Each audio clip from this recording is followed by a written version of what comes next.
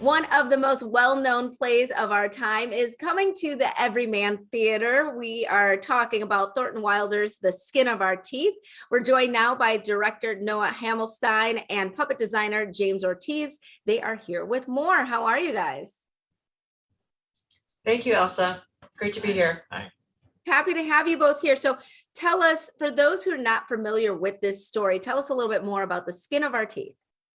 Yeah, so Thornton Wilder, one of our greatest American writers, thinkers, novelists, wrote this play in 1942 as the US was about to enter World War II.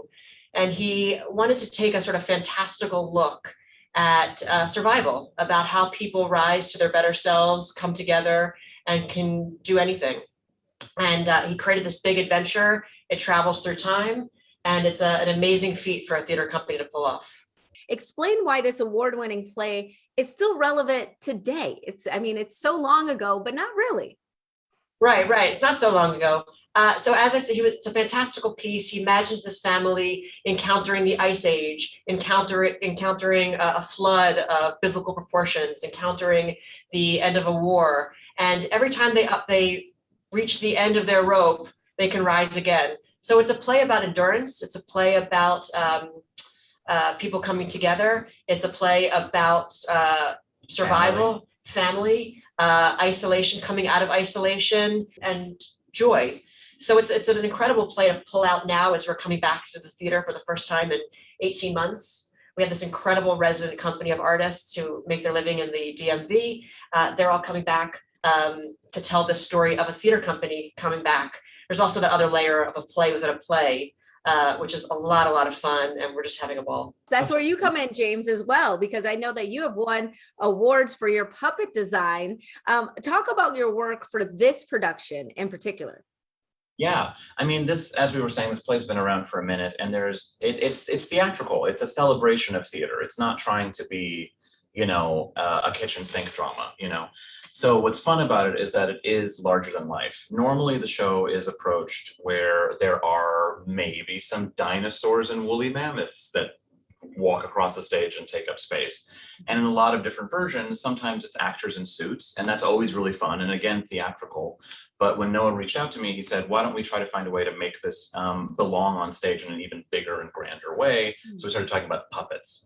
So I'm involved with, as I mentioned, those characters, but also because puppetry is such a moving and powerful and dynamic and magical thing to do, Noah had the great idea of threading puppetry throughout the entire show. So there's actually 7 puppets in the entire show, which sounds like not a lot, but I will tell you they are large and they are pretty special. And one of them is actually even right here. Oh, okay. As I mentioned, we actually have a woolly mammoth in the show, and when in Rome, make a woolly mammoth. What's also really wonderful about this piece is the dinosaurs in the first act act like dogs, and the playwright is sort of saying that time is the cyclical construction, and who's to say all of these great ideas and ancestors aren't living in the space with us. So James, this is our mammoth, and that lives in Act 1 of our play.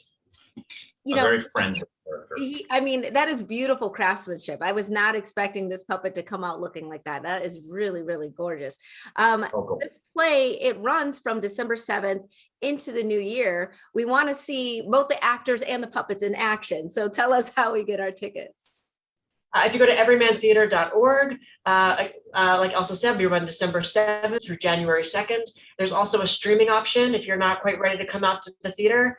We hope you'll come see it live. There's nothing like being in the space all together, especially for this kind of lavish production. But options for both are on our website. That is really amazing too, that at least people have the option, if they can't get out, to still partake in Everyman Theater's productions, because it's always a great time, always a great show. And for our Midday Maryland viewers, you guys were kind enough to mention, or if you mention Midday 10, you will get 10% off of your tickets. So make sure you do that when you are purchasing your tickets, or when you're going online, putting that into the promo code field. Again, that is Midday 10. Noah and James, thank you so much for being with us. Good luck with the production. We appreciate you being here, and we'll be right back with more Midday Maryland right after this. Stay tuned.